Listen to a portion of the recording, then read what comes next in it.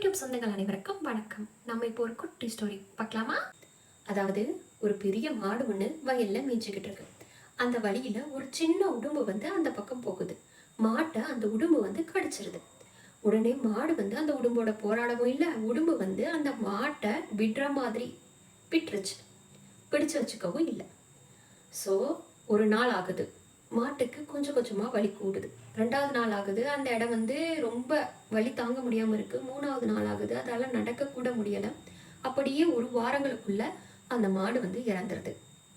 இப்போது அந்த உடும்பு அந்த மாட்டை நினச்சிருந்தா விடாமல் பிடிச்சி வச்சு அதோட விஷத்தை முழுசாக இறக்கிருக்கலாம்.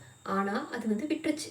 விட்டதுக்கு அப்புறம் தான் மாட்டுக்கு அந்த விஷம் கொஞ்சம் கொஞ்சமாக ஏறி அது இறந்துருச்சு. அதாவது இந்த இடத்துல உடும்போட விஷத்தை மாடோட உடம்பு அக்செப்ட் பண்ண ஆரம்பிச்சிச்சு. அதனால தான் அதுக்கு அதிகமான அளவில் இன்ஃபெக்ஷன் ஆகி மாடு இறந்துருச்சு. இதே மாதிரி தான் நம்மளை ஒரு சிலர் சில வார்த்தைகளால் ட்ரிகர் பண்ணுவாங்க. அப்படி ட்ரிகர் பண்ணி அவங்க என்னவோ அவங்க வாழ்க்கையை அவங்க பாட்டுக்கு வாழ்வாங்க. நம்ம அந்த ட்ரிகர் பண்ண வார்த்தைகளை எடுத்துக்கிட்டு அதனால மனசு கஷ்டப்பட்டு செய்ய வேண்டியதை செய்யாமல் அவங்க வார்த்தைகளுக்கே இன்ஃப்ளூயன்ஸ் ஆகி நம்ம வாழ்க்கையை தொலைச்சிருவோம்.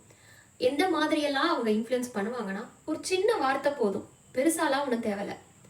நீ எந்த வேலைக்குமே லாய்க்கு இல்லை, உன்னால் இதை கண்டிப்பாக பண்ண முடியாது, அப்படி சின்ன சின்ன வார்த்தைகள் போதும். நம்ம பெரிய கோல் வச்சிருப்போம் லைஃப்பில். அந்த கோலெல்லாம் விட்டுட்டு அதை எப்படி என்னால் பண்ண முடியாதுன்னு சொல்லி இந்த சாதாரண விஷயத்துக்காக போராடி அதை கண்டிப்பாக செய்யணும் அப்படின்றத அவங்க சொன்ன வார்த்தைக்கே நம்ம ஒரு கோலாக எடுத்துக்கிட்டு நம்ம கோலை மறந்துடுவோம். அந்த மாதிரி இருக்காமல் லைஃப்பை உங்கள் பர்ஸ்பெக்டிவில் மட்டும் வாழ ட்ரை பண்ணுங்கள்.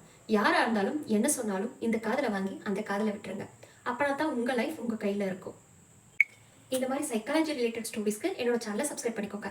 இன்னும் அடுத்தடுத்த ஸ்டோரிஸில் அடுத்தடுத்த விஷயங்களை பார்க்கலாம்.